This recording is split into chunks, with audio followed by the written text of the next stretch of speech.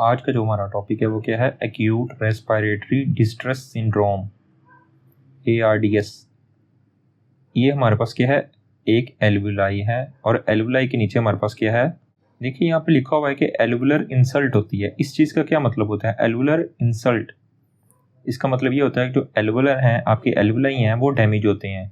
आपके एल्वुलाई कैसे डैमेज होते हैं, नंबर 1 यहाँ पे लिखा हुआ है सेप्सिस की वजह से होता है। अगर पेशेंट को सेप्सिस हो जाए, ये मोस्ट कॉमन कॉज होती है आपकी एल्वुलर डैमेज की।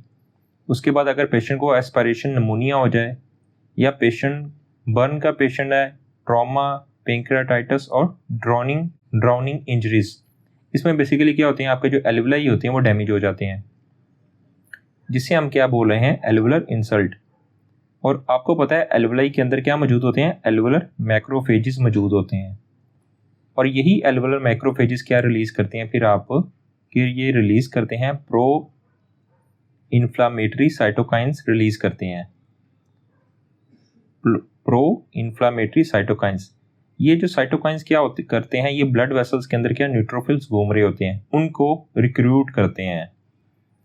और उनको रिक्रूट करने के बाद ये न्यूट्रोफिल्स क्या हो जाते हैं, एक्टिवेट हो जाते हैं। एक तो साइटोकाइंस क्या करते हैं, न्यूट्रोफिल की रिक्रूटमेंट करवाते हैं, उसके बाद ये एक्टिवेट हो जाते हैं। और जो एक्टिवेटेड आपके न्यूट्रोफिल्स होते हैं, ये क्या रिलीज करते हैं, ये बेसिकली रिएक्टिव ऑक्सीजन स्पीशीज को रिलीज करते हैं या प्रोटीएज को रिलीज करेंगे। जो रिएक्टिव ऑक्सीजन स्पीशीज है या प्रोटीएज है, ये क्या करते हैं, ये बेसिकली आपके जो आपकी एपिथेलियल होती है कैपिलरीज की, उसको डैमेज करते हैं एपिथेलियल कैपिलरीज वॉल को। और उनके दरमियान जो गैप जंक्शन होता है सेल्स के दरमियान, यानी एंडोथेलियल जो सेल्स मौजूद होते हैं एपिथेलियल के अंदर, उनका गैप ये बढ़ा देते हैं। Increase gap between the endothelial cells जो कैपिलरीज के अंदर मौजूद होते हैं। कैपिलरीज के अंदर क्या मौजूद होते हैं, आपके एंडोथेलियल सेल्स मौजूद होते हैं। जब इनका गैप बढ़ जाएगा तो क्या होगा, इनकी जो परमेबिलिटी है वेसल्स की वो बढ़ जाती है। जब इनकी परमेबिलिटी बढ़ेगी तो ये बेसिकली एल्वुलाई के अंदर क्या होगी, फ्लूइड की अकोमुलेशन होना शुरू हो जाएगी। और ये फ्लूइड कैसा होगा, प्रोटीन रिच फ्लूइड होगा। और उसके बाद क्या होता है, आपकी एल्वुलाई के अंदर इंट्रा एल्वुलर हाइलन मेम्ब्रेन की फॉर्मेशन होती है। इंट्रा एल्वुलर हाइलन मेम्ब्रेन की फॉर्मेशन होती है। ये एल्वुलाई इस तरह बनती है, ये एल्वुलाई को बेसिकली थिक कर देती है, और जिसकी वजह से पेशेंट को नॉन कार्डियोजेनिक पल्मोनरी एडीमा होता है। और लेकिन इसके अंदर जो पल्मोनरी कैपिलरी वेज प्रेशर है वो नॉर्मल रहता है। Pulmonary capillary wedge pressure normal क्यों रहता है, क्योंकि यहाँ पे प्रॉब्लम है आपकी एल्वुलाई के अंदर, आपकी हार्ट के अंदर प्रॉब्लम नहीं है। इसी वजह से पेशेंट को नॉन कार्डियोजेनिक पल्मोनरी एडीमा होता है और उसके अंदर pulmonary capillary wedge pressure normal रहता है। जब आपकी इंट्रा एल्वुलर मेम्ब्रेन क्या होगी, यहाँ पे बन जाती है, जिसकी वजह से गैसेज की एक्सचेंज कम होती है। जब गैसेज की एक्सचेंज कम होगी तो क्या होगा, आपकी जो डिफ्यूजन लंग कैपेसिटी है लंग्स की, वो डिक्रीज हो जाएगी और गैसेज एक्सचेंज नहीं होगी। अब यहाँ पे लाइन बाय लाइन डिस्कस कर लेते हैं। यहाँ पे लिखा हुआ है एल्वुलर इंसल्ट होती है, यानी एल्वुलर आपके डैमेज होते हैं। कैसे डैमेज होते हैं, सेप्सिस से, अगर पेशेंट को निमोनिया हो गया, या बर्न का पेशेंट है, या पेंक्रियाटाइटिस का, जिसकी वजह से एल्वुलाई के अंदर मैक्रोफेजेस मौजूद होते हैं। वो मैक्रोफेजेस क्या रिलीज करते हैं, आपके प्रो इन्फ्लामेटरी साइटोकाइंस रिलीज करते हैं। एल्वुलर इंसल्ट हुई, एल्वुलाई डैमेज हुआ है, एल्वुलाई के अंदर मैक्रोफेजेस हैं, उन्होंने क्या रिलीज किया, प्रो इन्फ्लामेटरी साइटोकाइंस रिलीज किया है। और वो साइटोकाइंस क्या कर रहे हैं, आपके न्यूट्रोफिल को रिक्रूट करेंगे, बुलाएंगे। ये बेसिकली रिक्रूटमेंट करवाते हैं न्यूट्रोफिल्स की, और न्यूट्रोफिल को बुलाने के बाद उनको एक्टिवेट कर देते हैं। और न्यूट्रोफिल्स फिर बेसिकली क्या रिलीज करते हैं, आपके टॉक्सिक मीडिएटर रिलीज करते हैं। ये आपके एक्टिवेट होंगे, उसके बाद क्या रिलीज करेंगे, टॉक्सिक मीडिएटर। और कौन से टॉक्सिक मीडिएटर हैं, बेसिकली ये रिएक्टिव ऑक्सीजन स्पीशीज और प्रोटीएज हैं। और बेसिकली यहाँ पे लिखा हुआ ये आपके रिएक्टिव ऑक्सीजन स्पीशीज रिलीज करेंगे और प्रोटीएज। और उसके बाद ये कैपिलरी के एंडोथेलियल सेल्स हैं, उनको डैमेज करेंगे। देखें, जब कैपिलरी के एंडोथेलियल सेल डैमेज होंगे तो उनकी वेसल की परमेबिलिटी बढ़ जाएगी। अब ये देखें, यहाँ पे लिखा हुआ जो रिएक्टिव ऑक्सीजन स्पीशीज है, ये प्रोटीएज हैं। ये बेसिकली क्या कर रहे हैं, ये आपके जो एपिथेलियल है, कैपिलरीज की एपिथेलियल लेयर, उसको डैमेज करते हैं। और उनको डैमेज होने के बाद जो आपका गैप होता है एंडोथेलियल सेल्स का, वो बढ़ जाता है, जिसकी वजह से वेसल की परमेबिलिटी बढ़ जाती है। और उसकी वजह से जब गैप बढ़ जाता है तो वेसल की परमेबिलिटी बढ़ जाती है और प्रोटीन रिच फ्लूइड होता है वो अकोमुलेट हो जाता है एल्विलाई के अंदर। अब यहाँ पे लिखा हुआ उसने लाइन बाय लाइन लीकेज होती है प्रोटीन रिच फ्लूइड की इनटू एल्विलाई, और उसकी वजह से एल्विलाई के अंदर क्या बनता है, आपकी इंट्रा एल्वुलर हाइलेन मेम्ब्रेन बनती है। यहाँ पे लिखे हैं देखें, जब उसने बोला था कि प्रोटीन रिच फ्लूइड अकोमुलेट होगा जिसकी वजह से वो क्या बनाएगा, एल्विलाई के अंदर इंट्रा एल्वुलर हाइलेन मेम्ब्रेन बनाएगा, और उसकी वजह से पेशेंट को नॉन कार्डियोजेनिक एडीमा होगा। ये देखिए नॉन कार्डियोजेनिक पल्मोनरी एडीमा होगा, लेकिन इसमें पल्मोनरी कैपिलरी वेज प्रेशर वो नॉर्मल रहेगा, क्योंकि प्रॉब्लम आपकी किसके अंदर है, आपकी प्रॉब्लम एल्विलाई के अंदर है, आपकी हार्ट के अंदर प्रॉब्लम नहीं है। ये देखिए यहाँ पे एल्विलर के अंदर प्रॉब्लम है, आपकी हार्ट के अंदर प्रॉब्लम नहीं है, जिसकी वजह से गैसेज एक्सचेंज वगैरह कम होगी और आपके लंग्स की जो डिफ्यूजन गैसेज है एक्सचेंज है वो भी कम हो जाएगी। और उसकी वजह से अगर उसने बोला है कि नॉन कार्डियोजेनिक पल्मोनरी एडीमा होगा, लंग्स की कंप्लायंस डिक्रीज हो जाएगी। और कंप्लायंस का मैंने आपको बता दिया, लंग्स की स्ट्रेचेबिलिटी को बोलते हैं, कितना लंग्स स्ट्रेच हो सकता है, और वीक्यू मिसमैच हो जाएगी जिसे हम बोलते हैं वेंटिलेशन परफ्यूजन रेशो, क्योंकि गैसेज एक्सचेंज सही से नहीं होंगी, क्योंकि आपकी एल्विलाई क्या हो गए, थिक हो चुके हैं, मतलब उसके अंदर इंट्रा एल्वुलर हाइलेन मेम्ब्रेन बन चुकी है, जिसकी वजह से गैसेज एक्सचेंज नहीं होगी। लेकिन यहाँ पे देखें ब्लड तो नॉर्मल है, लेकिन प्रॉब्लम का एल्विलाई के अंदर, जिसकी वजह से वीक्यू मिसमैच होगी, पेशेंट को हाइपोक्सिक वेजोकंस्ट्रिक्शन होगी, और उसकी वजह से पल्मोनरी वेस्कुलर रेजिस्टेंस बढ़ जाएगी, और उस वजह से पेशेंट को पल्मोनरी हाइपरटेंशन हो जाएगी। और दूसरा यहाँ पे लिखा हुआ यहाँ पे अगर सर्फेक्टेंट लॉस हो जाए, सर्फेक्टेंट बेसिकली क्या करते हैं, आपके जो एल्विलाई के अंदर है उसकी सरफेस टेंशन को डिक्रीज करते हैं ताकि एल्विलाई कोलैप्स ना हो सके।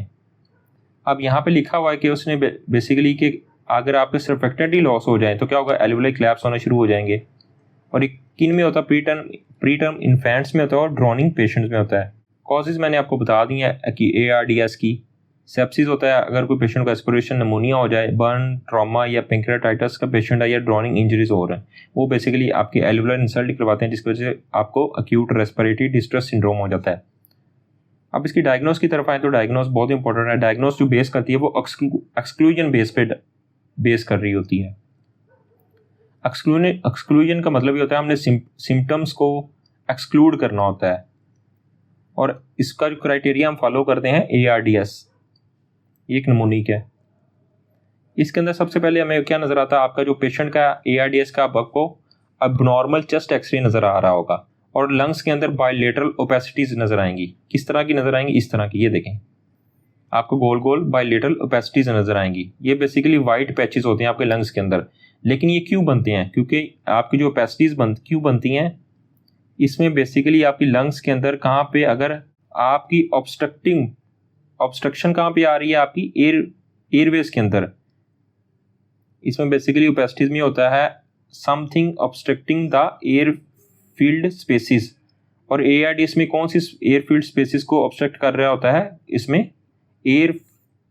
इसमें आपका जो प्रोटीन रिच फ्लूइड पड़ा होता है वो आपकी एयरवेज को ऑब्स्ट्रक्ट कर रहा होता है, जिसकी वजह से ये आपको बायलेटरल ओपेसिटीज नजर आएंगी।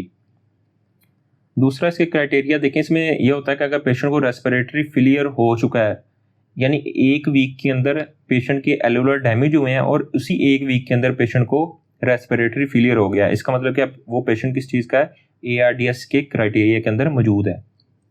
थर्ड, इसमें आपका जो क्या होता है, ये थोड़ी टेक्निकल चीज़ है, यहाँ पे देखें इसमें डिक्रीज होता है आपका पार्शियल प्रेशर व एट्रियल ऑक्सीजन ओवर FiO2, ये डिक्रीज हो जाते हैं।